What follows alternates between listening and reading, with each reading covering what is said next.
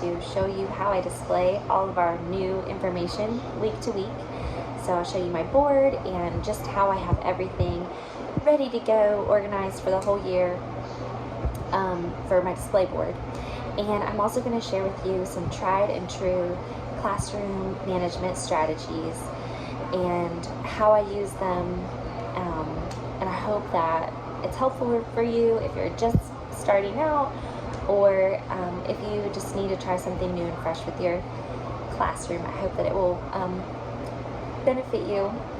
And I also have another video out right now where I just work through week one's memory work. So that's really for like the students, where they can watch the video and practice their memory work, practice their motions, and also I like to throw in some little bonus questions for things where they can make connections to think about the new material. So thank you for watching. I hope that this is helpful for you. Alright, so how I put my display everything. So I bought one of those tri-fold foam boards, and I just taped onto it because I don't know if I'm going to move it around or if I'll decide I want to do it differently, but I have these little clear page protector things. I don't know what they're called, but I taped them on, and then I have different pages that I'll switch out on my board week to week. So those are taped on there, and then just on Microsoft Word I typed out the different subject headings, laminated them, and I've got them taped on my board too, and I can move them around if I need to. And then I'll show you this big old binder. So I have all of my 24 weeks in here, and so this first one is a little resource from CC Connected. It's like, it has all the history sentences and then how they correlate with the timeline cards and Story of the World. Is it on here? No, Story of the World's not on, it's just timeline cards. Anyway, we don't care about that. So then I've got my lesson plan, so I type everything out, and then I've got, you know, this is for my ones, and I have twos, and it's in here too.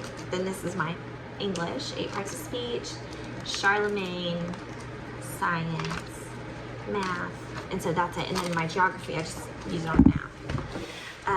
And then my timeline cards. So on my board, I've got them hot glued on there with all my timeline cards.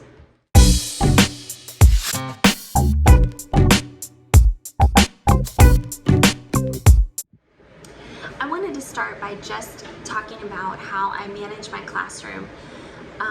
I do a lot of back and forth where we'll be standing and then we'll be sitting and we'll be, you know, go to the table and then come back down to the floor. So I try to keep my students moving a lot to help keep them engaged, so they're not just sitting in one spot for the whole time. I would not want to do that, and I know that they don't either. But another thing I use is I tell my students to give me 5. And so that's 5 things whenever they're kind of getting a little chatty or we're transitioning and I need to capture their attention. I'll just say, okay, give me 5. And that means my eyes are watching, my ears are listening, my mouth is quiet, my body is still, and my hands are to myself. And that has worked so well with my 4-year-old class that I had last year, and this year with my like 7, 8-year-old kids. They just respond to it really well, and I don't have to, I just say give me 5, and then the first person that I see who has, you know, straightened up, I go and give them a high 5, and so then everybody gets a high 5, and that's it. The other thing that I use are these amazing incentive charts, and I will link where you can purchase these. So they're so cute, and my class just loves them. So this is the chart I used for week 1. It's only 10, so I thought it was a good one to start with since it's a lower number that they have to get on the chart. And I do these like every week. We do a different chart that they fill up. I don't make them like work to fill this up over weeks at a time. I did that with my 4-year-olds last year, and I just found it to be like they lost their motivation week to week. So I was like, I want something that they earn at the end of class. They get a reward. And I'm using this with my 7 and 8 year olds, or 7 and 8 year olds now, and they love it. So you buy this package of all of these amazing graphics, and then you can print them. And I don't have a laminator, so I buy these self-laminating sheets, and I laminate them myself, and then I just take this Velcro, it's like self-adhesive Velcro, and then I just cut it up into little tiny pieces, and I put one piece on my laminated chart and the other piece on the back of their numbers. And then it's great too with the little ones, because I could be like, okay, Calvin, go find number 3. And so then he has to, recognize, he has to know the number and then find it and try to put them in order until they get to 10. So I did this one this first week, and I just gave them all a piece of bubble gum at the end of class. I don't mind at all doing something a little special like that. It's not like that extravagant, it's just a piece of gum. But so I have this one that I love with the bubble gums. And then my class last year was obsessed with this one. It's blowing bubbles. And so see, I didn't have any Velcro, so I just used masking tape, which worked just fine. So once they fill it all up at the end of class, I have one of those battery operated bubble machines, and I would just turn it on and I'd play a song, and they'd all chase me around and like laugh their heads off. They loved it so much. So they've got a bubblegum one. This one is so cute. It's like winter, so you put the snowflakes on the house, decorating the tree. This one I used for Valentine's Day, and then I had little candy hearts that I gave, little chocolate hearts. And then this one for baseball. So I don't know what I'll do with this one yet. I thought I could bring in some like Cracker Jack things and have those for him. My child back there. This one's really cute for cookies, so I'll bring in cookies. I don't mind doing that. Like, I don't mind bringing in cookies at all for my kids, or buy a package of cookies. It's just, they just love it. And then this one's popcorn, so I'll pop a couple bags of popcorn and give them all some popcorn at the end of class. But there's more than this. There's so many cute ones. There's ice cream cones and pumpkin patch, and they have a St. Patrick's Day one, so I just love it. So as soon as my students come into the classroom, I have them circle up, and so I always have them do that by holding hands with one another and forming a circle. And then if they don't want to hold hands, like my older students don't want to hold hands the whole time, my little ones love holding hands, and they will stand there and hold hands together. But for the older students, I just do that so they can circle up, and then I say, if you don't want to hold hands, you can, let your hands fall to your side, but please stay, in your circle where you're standing. And then we sing a song. So it's just a short song, and we will do like the same one for like 6 or 8 weeks so that they get to know it really well. So last year I did God is so good, but we just sang the part that's like, God is so good, God is so good, God is so good, He's so good to me. Glory, hallelujah, glory, hallelujah, glory, hallelujah, He's so good to me. So we did that one maybe most every week. Sometimes we would do holy, holy, holy. This past week with my class, I did trust and obey. So we just did like the little chorus part. Trust and obey, for there's no other way to be happy in Jesus but to trust and obey. So we'll just do a short little bit of a hymn just to kind of get everybody, we're all on the same page. And then, I don't know, it's just a good way to start the class. And then I pray for them. And so sometimes they will have a prayer request they want to share. Sometimes they can get a little out of hand if there's like, everybody has 5 prayer requests. So I do ask them though if they have something they'd like for me to pray for that day, or something I can pray for our class. And so we'll do that together. And then I usually move right into geometry. Well, actually, before I do that, we'll pray, and then I'll remind them of our take 5, or give me 5. and then I will introduce whatever our incentive chart is for the morning at that point before we get started on our new memory work. All right, to go along with classroom management, this has been so good to help me to where I'm not just calling on the same kids over and over and over again. So I wrote everybody's name down on these popsicle sticks, and so like I want to make sure that everybody gets a chance to put something on our incentive chart. And I mean, they'll let you know.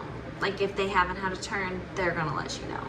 But this way, it just helps me to keep track, to make sure that I do that. And then also, so like then sometimes I have charts that are like, I have 10 kids in my class and there's 15 bubbles that need to go up. Some kids just aren't gonna get to put 2 on the chart, but I'll still put them all back in my bucket. Like after I pull everybody's name, I'll still put them back in here, and then I'll just come up with other little things for them to do. Like, you know, so I'll pull a stick and be like, can you be my special helper and please collect all of our maps nice and neat and go put them underneath the table? Or can you please, you know, I don't know, I just come up with something for them to do. Will you please collect all the colored pencils? Would you please go turn the lights off for us while we play this game or whatever? So then everybody gets to do a turn, and it just helps me to keep it fair, because I know myself, like I will just call on the same kids over and over again, not for any reason other than like my brain just can't handle anything else when I'm trying to remember motions and songs on community day. For classroom management, something else I do is, it's an incentives chart like this baseball one. I was thinking like, I don't know what I'll do for my reward for that goes along with baseball, but I love baseball. My kids play baseball. It's my sport. So I did the baseball incentive chart.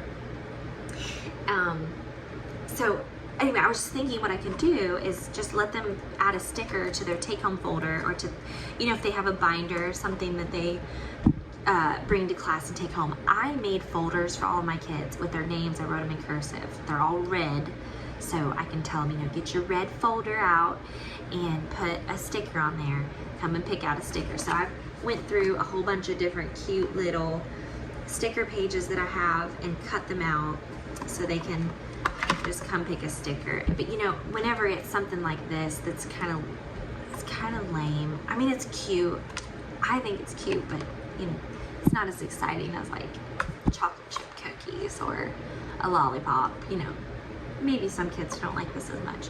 So I just prep them and say like, listen, Miss Chelsea couldn't make cookies last night, so for our treat today, you all are gonna get a sticker at the end of class for your folder. Like I just will prep them for that.